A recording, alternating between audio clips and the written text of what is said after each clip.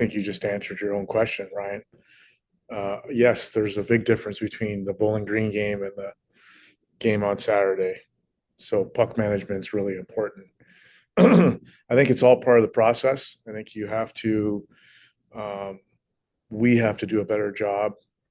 And when I say we, I mean everybody, of focusing on our process and making sure that our process is in a good place.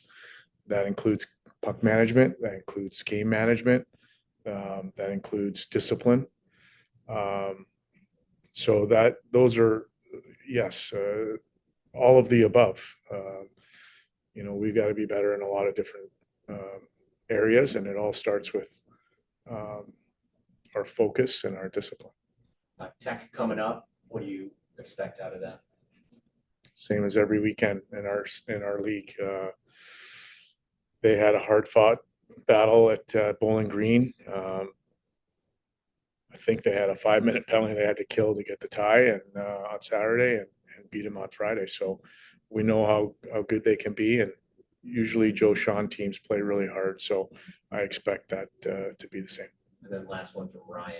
Um, is it this weekend any more important than any other weekend just because it's before a little bit of a lengthy break? Well, I think it will. First and foremost, you got to be ready to play every weekend. So every weekend is important.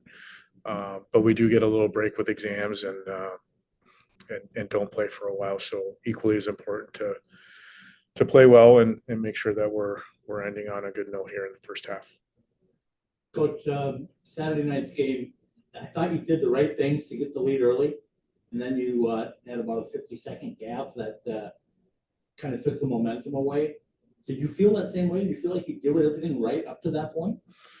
I've said this pretty much every Monday. We've been doing things right for most of the game. And then for whatever reason, we take a few shifts off, and it seems to cost us every night. So that's part of that process I've been talking about, making sure that our game management is in a good place, that our focus is in a good place, and that we're continuing to do the things that give us success. And puck management certainly is one of those. We turn the puck over twice in a span of 30 seconds. All of a sudden it's 2-1, and now you're chasing the game, and you can't chase the game in our league.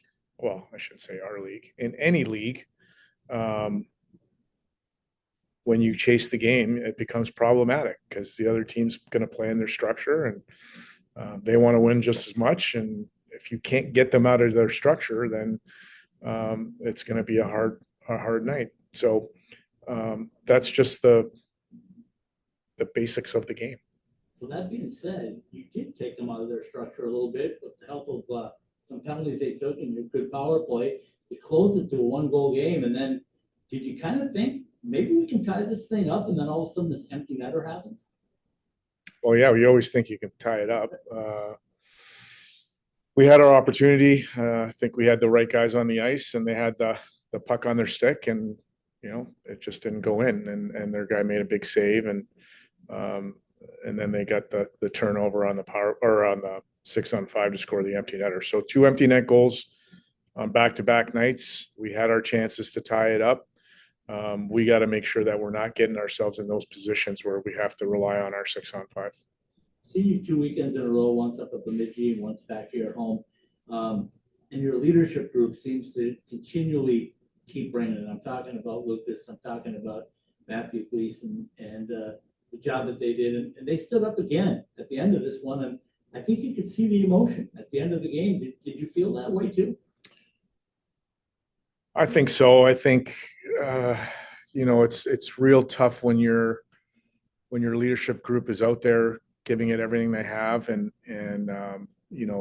things happen at the end of the game. It's an emotional game, and there were some things happening throughout the game that probably led to that everybody didn't see. But we want to back each other up. We want to make sure that we're being smart about it, not being foolish about it. So, our leadership core has been tested here early, right?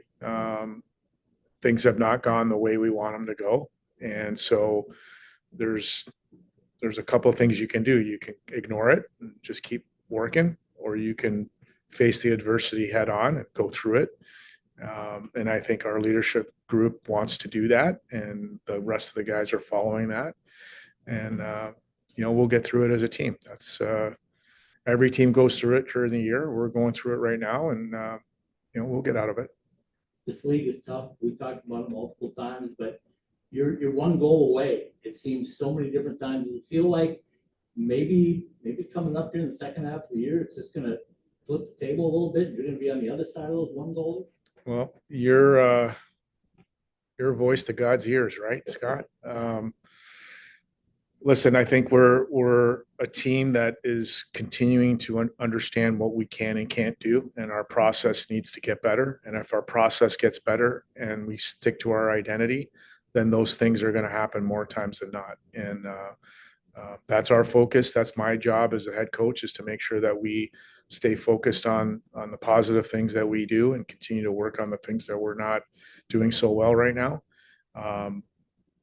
And then hopefully everybody gets an opportunity to kind of reset a little bit in their mind and go from there. Obligatory question. You told me last week you were going down to drive by the arena. You happy with the progress? I'm going to say yes on that. So thanks for asking. Absolutely.